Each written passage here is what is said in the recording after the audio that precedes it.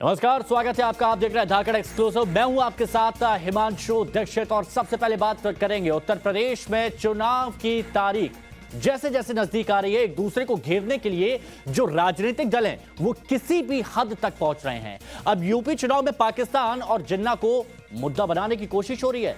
पहले अखिलेश यादव ने एक इंटरव्यू पाकिस्तान से ज्यादा बड़ा दुश्मन पाकिस्तान को चीन को बताया, तो बीजेपी सीधे समाजवादी पार्टी को टारगेट कर रही है। मतलब यूपी चुनाव में आम मुद्दे गायब हो गए हैं और बहस हो रही है पाकिस्तान और जिन्ना के नाम पर।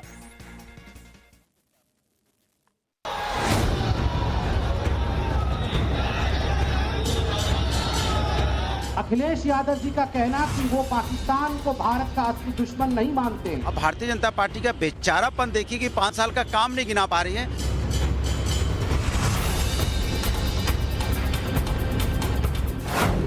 महंगाई,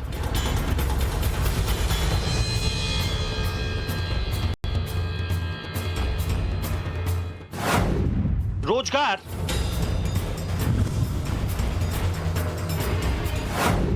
शिक्षा,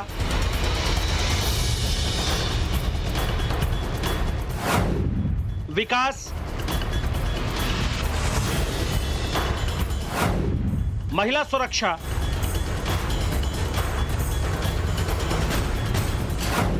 और किसानों की परेशानी।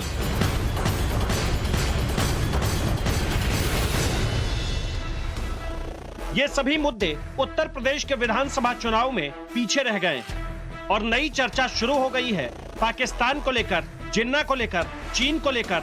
और इस सियासी युद्ध में आमने सामने है समाजवादी पार्टी और बीजेपी।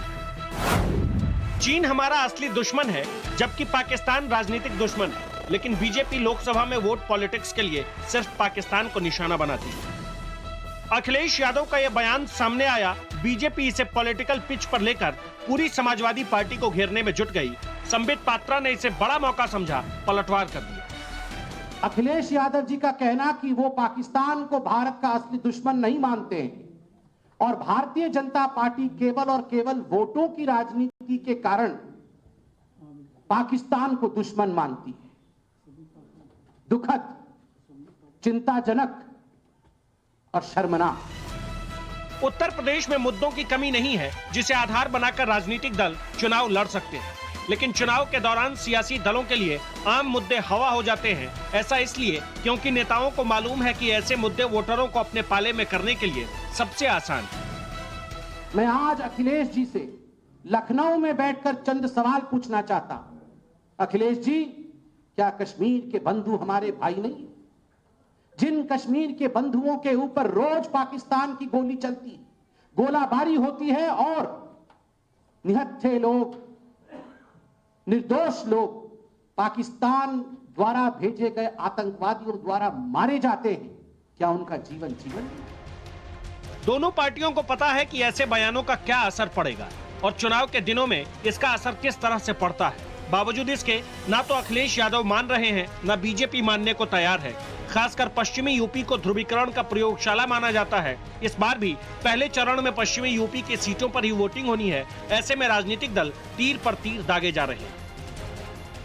भारतीय जनता पार्टी अपने हिसाब से एजेंडा सेट करना चाहती, लेकिन ये चलेगा नहीं। उत्तर प्रदेश का जो चुनाव है विकास के मुद्दे पे होगा।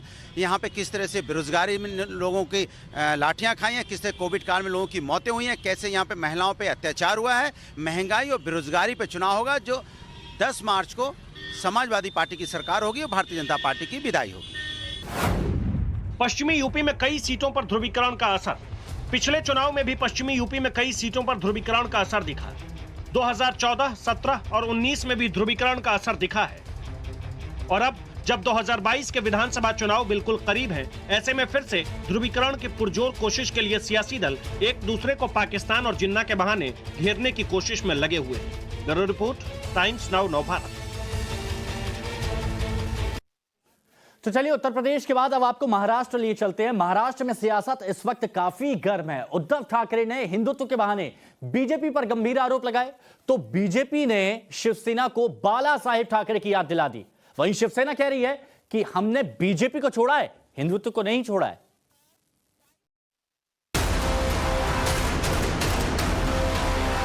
काळजीवाहू विरोधक हे कोणे एकेकाळी आपले मित्र होते हे नाही म्हटलं तरी आपलं एक दुःख आहे.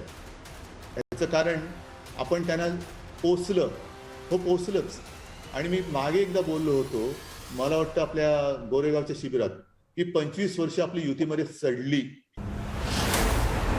विधानसभा के चुनाव देश के 5 राज्यों में हैं, लेकिन हिंदुत्व को लेकर नई सियासत महाराष्ट्र में शुरू हुई है. शिवसेना ने निशाने पर बीजेपी को लिया है. आरोप है हिंदुत्व का इस्तेमाल. मतलब उद्धव ठाकरे का कहना है कि शिवसेना का हिंदुत्व अलग है, बीजेपी का अलग, और इसी को आधार बनाकर शिवसेना अब बीजेपी को घेरने की कोशिश में है. आम्ही हिंदुत्व नाही सोडलं. मी पुन्हा एकदा सांगतो, जे मी अयोध्येत हा प्रश्न मला विचारला होता, मी बोललो होतो, हिंदुत्व शिवसेना की सियासत की पहचान रही है और अब उसी शिवसेना ने बीजेपी को टारगेट पर लिया है. इसके बाद से बीजेपी और शिवसेना आमने सामने हो गई है. दोनों ही पार्टियों की सियासी सोच सालों साल तक मिलती रही. दोनों एक दूसरे के साथ चुनाव में गए, जीते, सत्ता मिली, लेकिन राहें अब अलग हो चुकी है. तो शिवसेना कल के अपने दोस्त पर हिंदुत्व के इस्तेमाल का आरोप लगा रही है. अब बीजेपी ने शिवसेना पर पलटवार किया है. संबित पात्रा ने कहा कि शिवसेना का यह सवाल तो बीजेपी पर है ही नहीं, ये सवाल है बाला साहब ठाकरे के ऊपर, क्योंकि बाला साहब ने ही बीजेपी का साथ चुना था. उस समय उनके पिता, खुद के पिता के निर्णय के ऊपर इस प्रकार का संदेह उठाना, उसे प्रश्नों के घेरे में खड़े करके कहीं न कहीं उद्धव जी ने भारतीय जनता पार्टी पर हमला नहीं किया. उन्होंने हमला अपने पिता के निर्णय पर किया है. और इसका जवाब महाराष्ट्र की जनता तो देगी, किंतु उत्तर प्रदेश में भी लोग आज जानते हैं कि तुष्टीकरण की राजनीति के कारण चाहे उद्धव जी हो, चाहे अखिलेश जी हो, किस प्रकार की राजनीति कर रहे हैं और उसका अंजाम क्या होगा, ये उत्तर प्रदेश की जनता भी समझती है. उद्धव ठाकरे ने हिंदुत्व के मामले पर बीजेपी को घेरने के लिए जिस वक्त को चुना है, उसी वक्त को ध्यान में रखकर संबित पात्रा ने इसे उत्तर प्रदेश से जोड़ दिया. लेकिन सवाल ये कि महाराष्ट्र में अपनी अपनी राजनीतिक राहें अलग करने के बाद शिवसेना को अभी अचानक हिंदुत्व की याद क्यों आई? उद्धव ठाकरे की बातों को संजय राउत ने आगे बढ़ा दिया. जब सत्ता चाहिए तो सब ये हिंदू है, वो हिंदू है, वो हिंदू है, तो हिंदू पाकिस्तान होता है, हिंदू मुसलमान होता है. सत्ता के लिए सब कुछ होता है, लेकिन जब काम हो जाता है तो उसको फेंक दिया जाता है. जब उनकी आवश्यकता खत्म हो जाती है राजनीति में, तो उनको दूर किया जाता है. ये उनकी नीति है, ये उनका धर्म है. सियासत में हिंदुत्व के मेल से सत्ता पाने की कोशिशें पहले भी कई बार हो चुकी है. शिवसेना की राजनीतिक प्रयोगशाला में ये कई बार फायदेमंद भी साबित हुआ. अब शायद शिवसेना ये भी भूल रही है कि महाराष्ट्र में हिंदुत्व की राजनीति के नाम पर उसे सत्ता मिली थी, फिर गुणागणित फिट नहीं बैठी तो बीजेपी के साथ ही उसकी गठबंधन टूटी थी. फिलहाल महाराष्ट्र में विधानसभा के चुनाव तो नहीं है, लेकिन शिवसेना का यह बयान 100% सियासी है. बीजेपी भी इस गुगली को फ्रंट फुट पर आकर खेल रही है, क्योंकि मसला यहाँ हिंदुत्व का है, जिसे ना तो बीजेपी अपने हाथ से जाने देना चाहती है और ना ही Shivsena. Bureau report, Times Now Navbharat. तो देखिए, अब महाराष्ट्र के बाद बात बिहार की कर लेते हैं. बिहार में नीतीश सरकार में एक मंत्री हैं, उनके बेटे की दबंगई का मामला सामने आया है. नारायण प्रसाद बीजेपी के विधायक हैं, मंत्री भी हैं. अब उनके बेटे हैं बबलू प्रसाद. उन्होंने पश्चिमी चंपारण में हरदिया गांव के लोगों के साथ सबसे पहले तो मारपीट की, और फिर इतने से मन नहीं भरा तो फिर हवाई फायर कर दिए. लेकिन वहां के ग्रामीणों ने, लोगों ने जो बेटे थे बबलू प्रसाद, उनकी पिटाई भी करी और साथ में जमकर खतेड़ भी दिया. रिपोर्ट देखिए और समझ जाइए. गोली मारेगा ना, वीडियो बन रहा है तुम्हारा, गोली मार.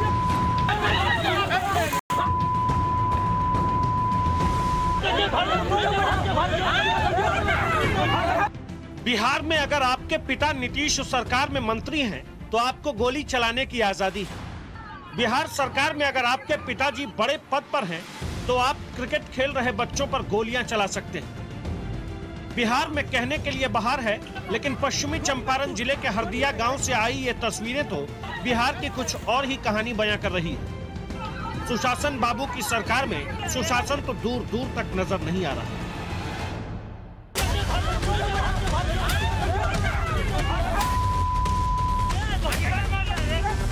पश्चिम चंपारण जिले के हरदिया गांव में कुछ बच्चे क्रिकेट खेल रहे थे. जिस बगीचे में बच्चे क्रिकेट खेल रहे थे, जानकारी के मुताबिक वो बिहार के पर्यटन मंत्री और बीजेपी विधायक मंत्री नारायण प्रसाद शाह का है। नारायण प्रसाद शाह के बेटे बबलू प्रसाद को जब इस बात का पता चला तो वो कुछ लोगों के साथ बगीचे में पहुंचे। उन्होंने न आओ देखा न ताओ बच्चों की पिटाई शुरू कर दी। बबलू प्रसाद और उसके साथ आए गुंडों ने बच्चों को पहले मारा, जिसमें कुछ बच्चे जख्मी हो गए, और फिर अपनी दबंगई का लोहा गांव के लोगों को मनाने के लिए पिस्तौल निकाल दिया। गोली मारेगा रे। मंत्री के बेटे ने धौंस दिखाते हुए हवाई फायरिंग की। इस पर गांव के लोगों का गुस्सा फूट गया। उन्होंने मंत्री के बेटे बबलू प्रसाद को वहां से दौड़ा दिया। आप वीडियो में साफ देख सकते हैं कैसे गांव वालों के गुस्से से बचते हुए बबलू प्रसाद आगे आगे भाग रहा है और गांव वाले उसका पीछा कर रहे हैं। इस बीच तस्वीरों में आपको बबलू प्रसाद के हाथ में बंदूक भी नजर आएगी।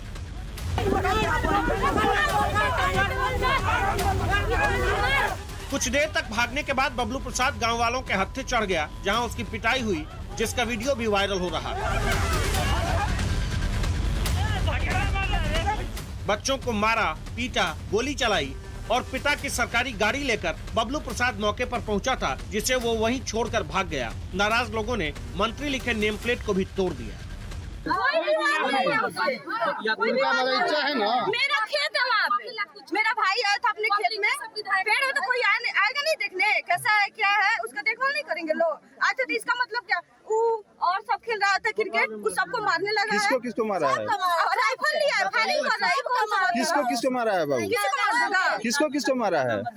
मेरी माँ को मारा है, मेरा भाई को मारा है। मैच खेल रहे थे बच्चे, तो हम लोग बैठे थे 3-4 बंदे, तो सब किसी को आते आते उठा के डंडे से सब बच्चे को मारने लगे, पकड़ ले जा रहा था लोग, बच्चे लोग सब बच्चे लोग को खेत के मारा लोग। मारपीट करने और हथियार लहराने के मामले में पुलिस ने केस दर्ज कर लिया है। घायल युवक की मां के बयान पर केस दर्ज हुआ। एसडीपीओ सदर के नेतृत्व में टीम इस मामले की जांच कर रही है। वो जमीन हमारे पूर्वजों का, हमारे पिताजी लिखाए हैं आज से कम 50 बरस पहले।